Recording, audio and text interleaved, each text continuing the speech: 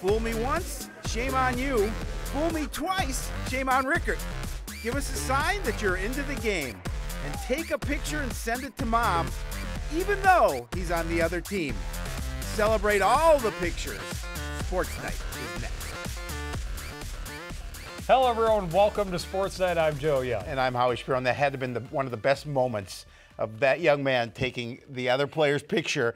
I love it. It's great, and I just wish I knew what that player was thinking. But what a great game that was on Friday night. A great way to start the boys basketball season. I know what he was thinking. He says, this is not my good side. But it was an incredible game. And unfortunately, as we'll talk about a little later, the Cardinals didn't fall on the right end of that. That just ruined everything. Well, you don't think anybody knows? Now nobody's going to stick around for the end of the show, because that's when we talk about boys basketball. We have a big surprise. But we have a lot of stuff to get to before then. We do have a couple of previews for you of Nordic Skiing, who are finally going to get some snow, it looks like, this week, and the swimming and diving team that gets into action this week as well. We've got those previews coming up, but we're going to start with the boys hockey team. They opened the season with a visit from the Roger Royals on Tuesday. Cardinals got exactly the start they wanted, getting a lot of offense on their way to a very convincing victory. Set the stage for what they're hoping will be a lot of success this season. It didn't take the Cards long to get started. Less than 3 minutes into the game, Tyler George with a stretch pass to send Michael Crosby in on the breakaway. He finishes, just the start of a big night for the senior captain. Not even 2 minutes later, offensive zone faceoff. Cardinals force it toward the net. Jeremiah Simonson able to put it past the Royals keeper, give Coon Rapids a 2-0 lead. Rogers brought plenty of pressure, but Cardinals keeper Andrew Argyros was up to the challenge. The Royals had 18 shots on goal in the first period and outshot the Cardinals 2-1 in the game, but Argyros kept them at bay and gave his team a chance to open up the lead, and that is exactly what they do in the second period. Failed clearing attempt, Matt Ammon snaps it toward the net, finds the top shelf, puts the team on top by 3, and they were far from finished. Crosby sneaking behind the defense again, in alone, netting his second of the night, 4-0 on the scoreboard. We're still in the second period. Cardinals keeping it in deep. Tyler George sees the goaltender get stuck on the far side, scores on the wraparound. Everything going in favor of the home team, and they weren't done in the second. On the power play, puck fed to Crosby in the corner. He walks out front, slips it 5-hole. That completes the hat trick. 4 goals on 6 shots in the period for Coon Rapids, and they're on top 6-0 after 2. They add to it again in the third, shorthanded. Rogers' keeper leaves the puck behind the net. Whoopsie! Wrong guy gets there first. Derek Knapp wraps around, goes top shelf.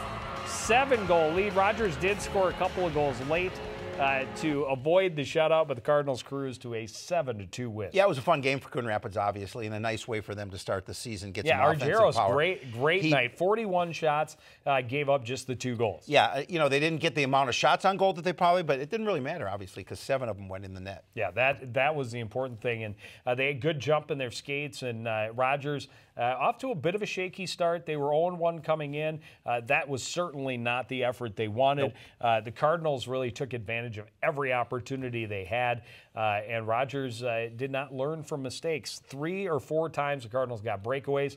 After line changes, they just left the guy behind the defense, and the defense didn't turn around and come pick him up. Crosby able to score on 2 of those breakaways. Unfortunately, things not quite so good on Thursday night. The Elk River Elks are looking to be a very strong team this year, and they just took care of the Cardinals. Outshot them 61-7, outscored them 8-0. Now, the word I heard is that Danny Protas came in and played the third period, but according to what I found online, they had Argyros in for all of the game. So those numbers may be wrong, but that's what's online. So that's what I went with. Elk River, very good team, and and they ran into a buzzsaw quite obviously, being outshot the way that they were, and just the 7 shots on net. And they'll continue to grow, and they'll work on those things. But it's tough when you play against a team of that quality. Well, and it doesn't get any easier. They've got Centennial on Thursday on the road. The Cougars are another team that is predicted to be one of those top teams in the Metro and definitely in the Northwest Suburban. They're an elite squad. They've got a couple of really high-caliber players. The Cardinals will certainly be tested, and then they're at Totino Grace on Saturday. So a couple of tough games coming up for the Cardinals this week. Yes, absolutely. No doubt about it. So girls got on the opportunity to play as well. Girls hockey team had an opportunity to make some big moves in the conference play this week, facing two teams just above them in the standings. The Bluebirds had mixed results in last week's play, taking advantage of one struggling opponent and then coming up short despite outplaying another. It started with a Tuesday game against an Armstrong Cooper team that hadn't scored a goal in their first 4 games. Champlain Park Coon Rapids making sure that the streak-going power play in the first shot from the point is stopped, but Micah Sutherland is right there to put the rebound home, got the Bluebirds on the board first. Their pressure pays bigger dividends in the second, getting pucks and bodies to the net. Scrum out front. Erica Thiessen able to finally send it home, giving Coon Rapids Champlain Park coming up here a 2-goal lead. They move to less than a minute later.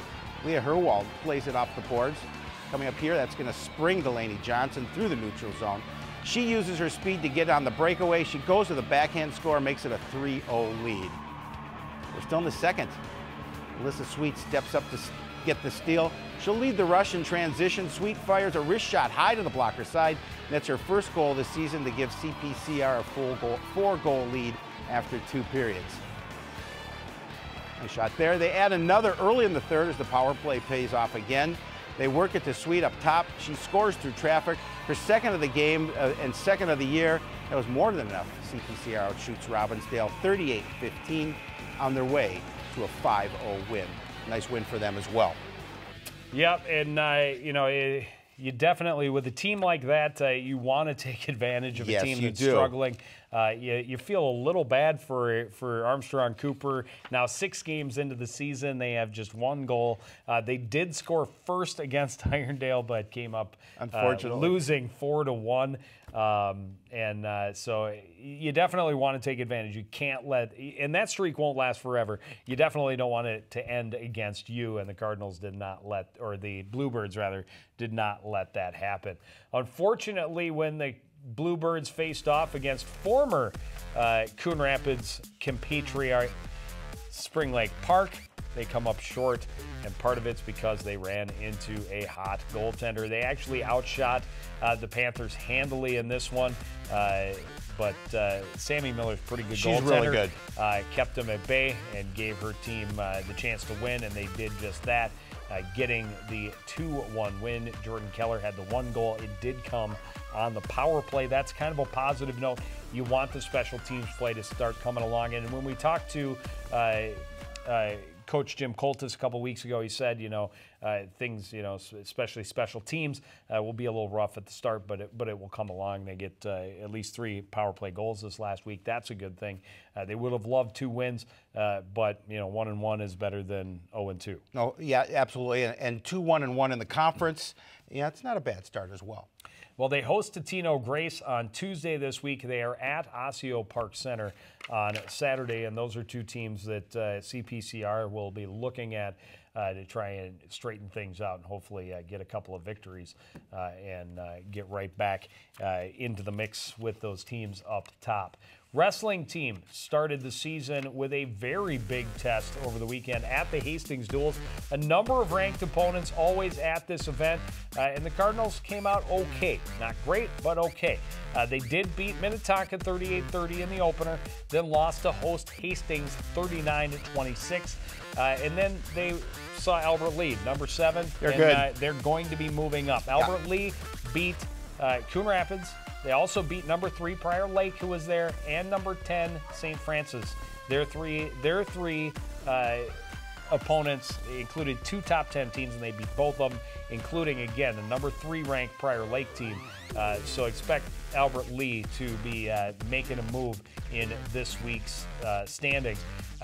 Kowalski and Jones, both new to the team, both finished 3-0 over the weekend. And there were some other good moments. A couple of guys, I think 3 other guys finished with 2-1 records. which is definitely a positive. A couple of guys able to avenge losses to wrestlers they've lost to in the past. A couple of guys that were able to win over ranked opponents.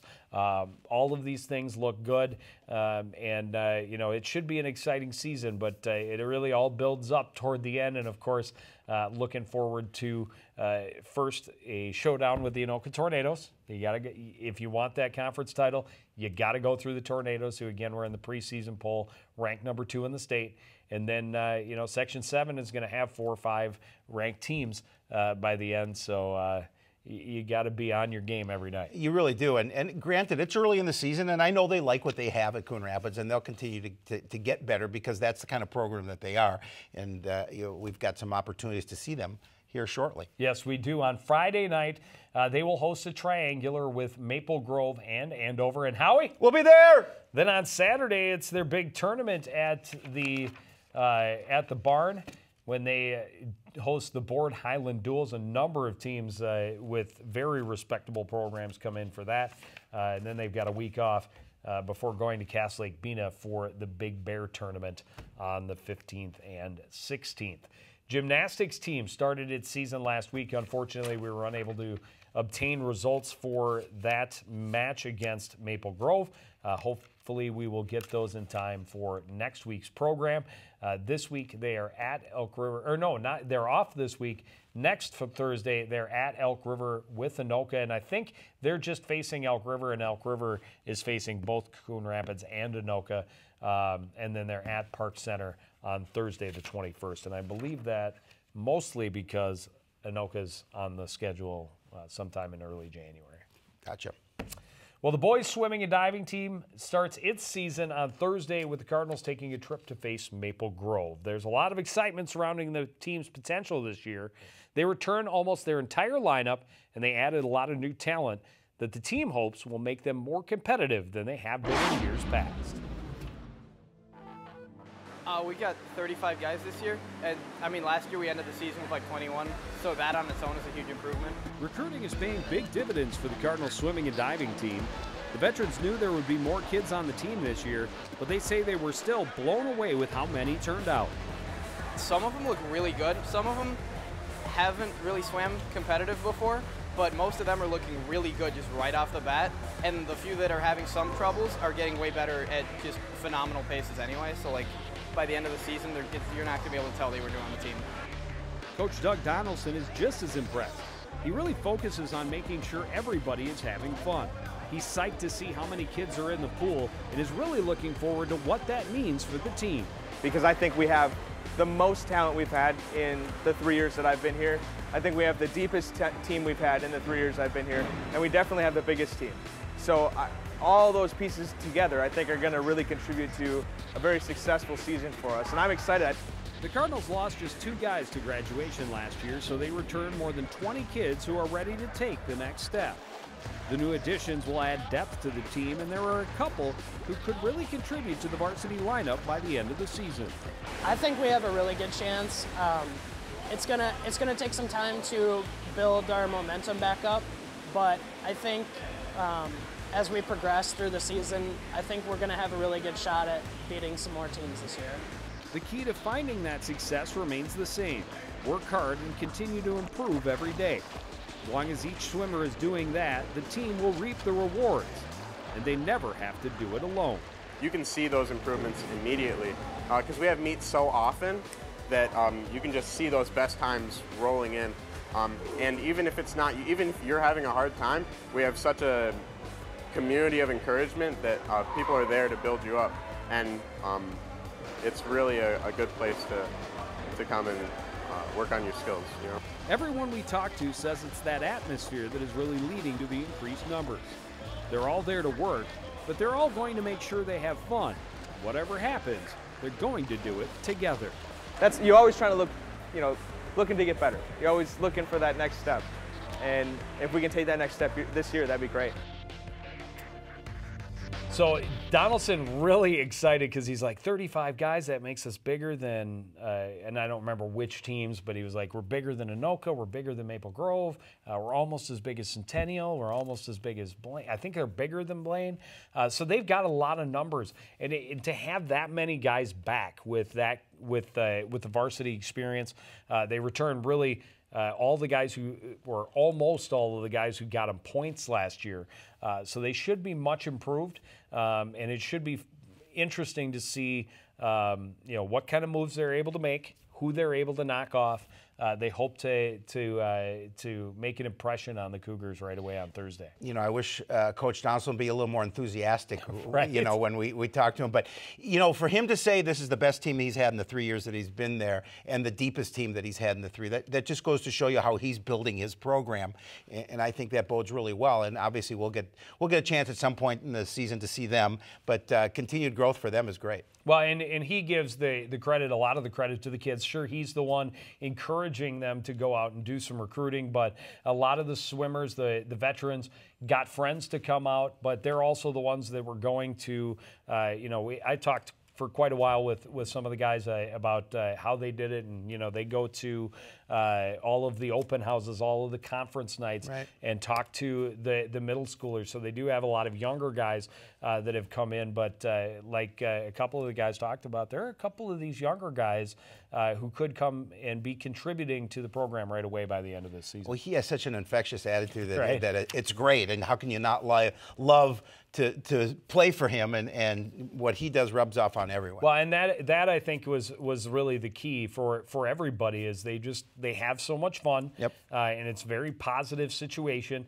and that keeps people coming back. And once the word spreads, things start building, and you bet. It's very exciting to see. No, you bet.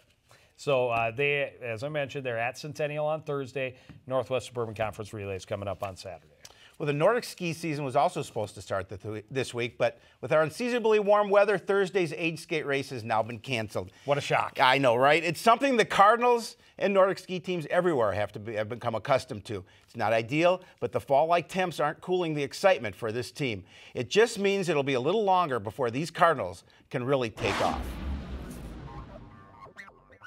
That's a little disappointing that we don't have snow yet, but hopefully it will come soon. It's supposed to be colder coming up, so it's promising for snow. The Cardinals can't wait around for the winter weather to arrive. They've got big goals this season, and they're excited to get started in whatever way they can. Dryland training, it's not the same as skiing, obviously. It's not as good as skiing on snow, but it's still nice to have roller skis and ski around. Obviously, we would prefer to have snow, but we don't have that right now, so we're just making by with what we have. The Cardinals return a lot of talent, and they've added a lot of new athletes that give both girls and boys teams added depth. With nearly a third of their team new to the sport, starting on roller skis is not all that bad. Beneficial for dryland training is we get to work on technique completely with the kids, because that's mostly one of the most challenging things in skiing, is learning all the techniques. So if we can get them to get all the techniques down before we get on snow, it's much easier, much more normal. Both boys and girls teams are set to see significant gains this season. All the Cardinals who earned conference honors last year are back with an added year of experience. Both teams hope to be contenders in the conference and section this year, and they're setting their goals high. For the team this year, it's going to state. It is pushing ourselves to the next level. We have enough of the experienced skiers. We've been a young team for the last couple of years, and this year it's time to really make that push and go all the way. There's a little bit of work that has to be done, but the boys are definitely in a position where they can. We have 2 guys that have been to state already as individuals, and then 2 other guys that have been, just getting better and better every year, so that should be pretty close to them. And the girls aren't far behind. They had 2 top 20 finishers at sections last year who will lead the way, and a couple more that will be pushing them with every stride. The Cardinals know their goals are within reach, and they're committed to reaching as high as possible this season. But the real success they're striving towards could last a lifetime. Well, my overall goals is always just to get the kids to get a good experience out of this and to feel like they've invested in something that's going to make them better, not just as on skis, but also just in life in general, because this is a life sport. There you go. Got to be frustrating, obviously not having any snow. Well, I mean, it's one thing to not have snow, but for it to be 57 degrees in early January, it's just amazing. Early December. Now, we're on the cusp of a massive turnaround because from Monday afternoon when it was 57 degrees, by Tuesday morning this week it's going to be single-digit wind chills, and we could have a couple inches of snow. 1 to 3 possibly. So things are going to get there. They're going to get there quickly. They did cancel the age skate race that was scheduled to happen on Thursday. To this point, next Wednesday's Age Classic race is still on the schedule. And then after that, they have a big break for winter, holiday break. So they're not back in action until early January. So we should definitely have some snow by then, we're hoping, right? Meteorologist Shapiro? Absolutely, and I'll tell you, once they get this amount of snow here, I think it's going to stay because the way we looked at the long-term forecast. When I was up on the roof earlier checking the Doppler, the long-term forecast calls for a lot of cold. So once we get that first snowfall, I think it'll stay. Well, and also once we get cold, they can make some snow Correct. to give them a good base. Correct. But you can't really make snow when it's 57 degrees. It doesn't work that way. It just doesn't stick around long enough to build that base up. So while many out there are going, dang it, can't we just hold on to the 60s a little longer? There are a lot of winter sport enthusiasts in the state of Minnesota who are really, really eager to have it actually become winter. Alpine ski team doesn't start with races until after the new year. Their first race on Thursday the 4th, and then they'll be at Trollhagen on Thursday the 11th. And we will try to keep you posted with how things are going with them as we move through. But they've still got some time. And, they do. And a little easier to make snow at the hills and keep it going. And again, they don't have to worry about it too much for a couple more weeks. And then get some practice in before that first race. All right. So we talked about the boys basketball team right off the top. We did. Now it's time to talk about it for real. The fans could not have asked for a more exciting start to the basketball season. Last Friday's matchup with section rival Forest Lake going right down to the buzzer. Last year, the Cardinals opened the season with a dramatic 1-point win over the Rangers on the road. This year, the Rangers came to the Fieldhouse looking for revenge, and the partial sellout crowd definitely got their money's worth as the game went right down to the wire. Rangers came in with a game already under their belts, and they got off to a fast start. Hunter Damon hit a couple of three-pointers that gave Forest Lake a double-digit early in the first half. But the Cardinals didn't back down. Instead, they came firing back with one of the most impressive runs in recent memory. Braden Farley hits one of his three, and the team's 6 three-pointers in the first half. Marcel Winston with a steal and a basket on the breakaway. Cards use a 26-0 run to take a 9-point lead to the locker room. But this one was far from over. Forest Lake goes back to the perimeter early in the second big offensive board off the miss. Cooper Berg able to make his long shot count, and the Rangers mount the comeback. Shai Sayers, a new addition to the varsity roster and a huge night off the bench. He was reining him in from beyond the arc as well. That was one of his 3 three-pointers in the second half. Kept the Cardinals up by 8. But Forest Lake was relentless in their pursuit to make this game close at the end off the steal. John Schrader gets blocked by Winston. The Rangers kick it out. Damon another three-pointer. That put Forest Lake in front 56-54. Lead changes hands several times. Sayers jumps the pass. Great fake to get to the basket. He and Winston each had a team high 15. Rangers on the attack. Hussein had the rebound, but Tad Ball steals the pass, takes it back to the rim. Forest Lake up by 3 at that point. They were up by 4 with 30 seconds remaining when Sayers hits another 3 from way outside the arc. Cards trail by a single point. They had to foul. Damon hits just 1 free throw, so it was a 2-point game. Coon Rapids one last chance. Sayers takes it down court, tries to weave through the Rangers defense, but the shot comes up just short. Rangers hold on for the 66-64 win. Cardinals may be a little disappointed, but I think they put a lot of questions to rest about whether they'll be able to compete this year. Yeah, they have such a different team than they had a year ago. And so I think Coach Agor coming into the season said, we'll see what we have. We know we're going to be strong on defense because our guys hustle, and we saw that all night long. Are we going to be able to have that inside game? And I think that's going to be their biggest thorn, I think, this season, because They play good defense. They shoot from the perimeter. 10 3-pointers. They hustle, and they hustle. And Shai Sayer coming off the bench, really impressed with that young man. Yeah, so the downside, you mentioned it, the inside presence. Yep. Not a lot of rebounding in this one for the home team. The outside shooting was a definite upside. 10 3-pointers spread among 4 players, but 3 of them had 3 each, Sayers, Farley, and Winston. Drawback, Farley had all of his 12 points in the first half. And I think Winston had most of his as well. 13 of his 15 in the first half. Those two that were basically almost the entire offense in the first half were taken off of the board in the second. Fortunately, Sayers stepped up, and a number of other guys able to put in some baskets as well. But when they get all of those pieces going at the same time, this will be a fun team to watch. Zach Hussein did look pretty good in the middle. He's got to be able to get him a few more boards. They've got to get some more bodies. He's got to have some more help down there as well.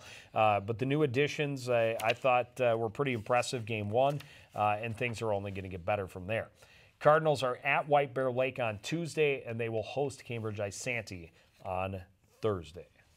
The girls played as well. Did you know that? They did. I was aware. Well, that girls basketball team started the season on Tuesday, also facing a section rival with a trip to Cambridge Isanti. The Cardinals really hoping to improve on last year's finish, and they wanted to get a strong start. The Blue Jackets had just 5 wins last year, so the Cardinals went in with confidence that they could come away with a win. Speed and defense are big keys for the team this year, and they will combine to help take the early lead. Lainey Hanneman tips the ball loose. Caitlin Ackerman races to the other end. Her first shot won't go, but she's able to get the rebound and put back Cards up by 3. More defense leading to offense. Courtney Ackerman jumps the pass, sends it up court to Caitlin. She hits the short jumper, part of 11-point effort for her. Cambridge Isanti trying to keep it close. Kaylee Clement able to score in the paint, still a 5-point lead for the Cardinals midway through the first. Coon Rapids keeping themselves out front, though. Off the inbound, a little give and go back to Courtney Ackerman. She finds her way to the lane for the basket. Cardinals up 32-22 at the half. Going to move to the second half. Cardinals get big production from their big player in the post. Ellie Carver hits the turnaround jumper from 16. She's also a big part of the offense this season. Now just watch this play. Great movement. Everybody gets a touch. It ends up with Ellie alone underneath, scoring easily. She led the Cardinals with 13. They go on to a 61-47 win. And that is about as pretty a basketball play as you will ever see. Around the horn, everybody touches it. They go inside, they'll go outside. Sucked all the defense into the middle, and Ellie was all alone underneath. What you want. It was beautiful. And I think we'll see a lot of that this season. This is a team that has a lot of veterans, and they know how to play together. And it's going to be fun to watch what they can do.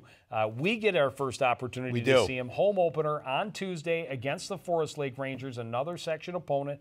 And they've got back-to-back games, so it'll be a big test for this team, hosting Forest Lake on Tuesday and then traveling to see St. Francis on Wednesday. Talked to Coach Peterson today. She's pretty excited for tomorrow night's game. Forest Lake started off 1-2. They won their opener against Andover, lost their last 2. This is a team that she feels they match up really well against, and an opportunity to see if they can get their second win of the season. Well, she's not alone in her excitement. I'm excited to be there as well. Hope you will join us. Live coverage of the girls basketball home opener starts at 7 o'clock here on CTN. It's also online on YouTube at 7 o'clock on Friday. We've got the wrestling trifecta as the Cardinals take on Maple Grove and Andover. And then we see the girls hockey team next week at the Super Rink as CPCR travels to take on the Iredale Knights. But that's going to do it for this edition of Sports Night. I want to thank everybody out there for joining us, continuing to support everything we do here at CTN. For the entire crew, including Howie Shapiro, I'm Joe Young, saying good night.